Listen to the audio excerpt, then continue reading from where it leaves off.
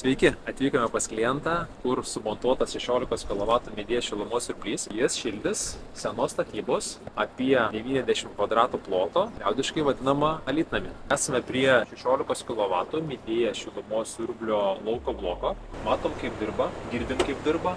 Ir iš tikrųjų tai yra beveik maksimalus garsas, kaip įrenginys veiks ir žiemos sezono metu, nes tai yra pirmasis paleidimas. Pirmojo paleidimo metu ruošiamas šaltas termofikatas ir įrenginys veikia beveik maksimalių režimų šiandien.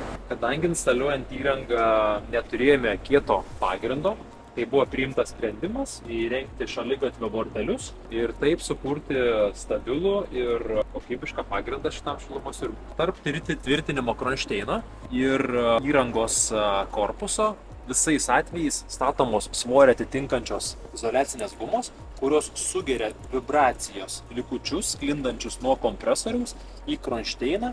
Tokiu būdu yra nepaveikiamas pagrindas, nesigirdi jokių vibracijų, papildomų garsų ir įrenginys veikia tyliai ir sklandžiai. Šilumos siurblio lauko blokas veikia tokiu principu, kad orą siurbia iš galo, oras praeina pro šilumokaitį ir ventiliatoriaus pagalba jis yra, patraukiamas, nupučiamas tolyn. Todėl labai svarbu atstumas tarp lauko bloko ir lauko sienos. Šitoje vietoje, kadangi turime lango nišą, jos užtenka, bet natūroje reikėtų apie 20-30 cm laisvo tūrio po bloku.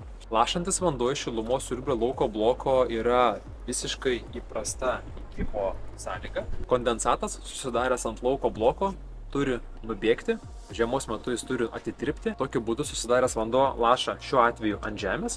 Kitu atveju būtų galima įrengti kondensato surinkimo vonelę ir tą susidariusi vandenį pašalinti į lietaus kanalizaciją ar kitur. Bet reikia numatyti vietą, kur jis bus šalinamas. Instaliuojant šilumos siurblius mes maksimaliai apsaugome freoninį vamzdyną ir kabelyną nuo aplinkos poveikio. Tai reiškia, kad visas vamzdynas yra įmaunamas į šarvą, taip apsaugant nuo saulės, ultravioleto ir kitų aplinkos sąlygų vamzdyną, izoliaciją, automatiškai išlaikant jo kokybę ir pralyginant vamzdyno kokybę, mažiausiai 20-30 metų. Šio objekto specifika buvo tokia, kad turėjome į montavimo vietą įrangą su integruota talpa atgabenti šitais laiptais ir tai buvo tikrai nemažas iššūkis, bet džiugu, kad komandai pavyko su to susidoroti. Viduje stovi 16 kW midėja oras vanduo šilumos siurblio vidaus blokas, kuris turi 240 litrų nerūdijančio plieno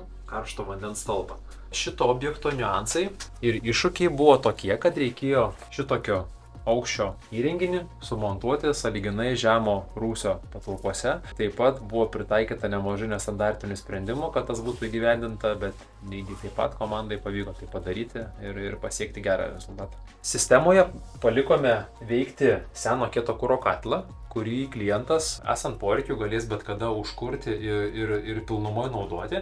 Abi sistemos neveiks sinergiškai, bet gali viena arba kita pilnumoje veikti ir atlikti savo darbą.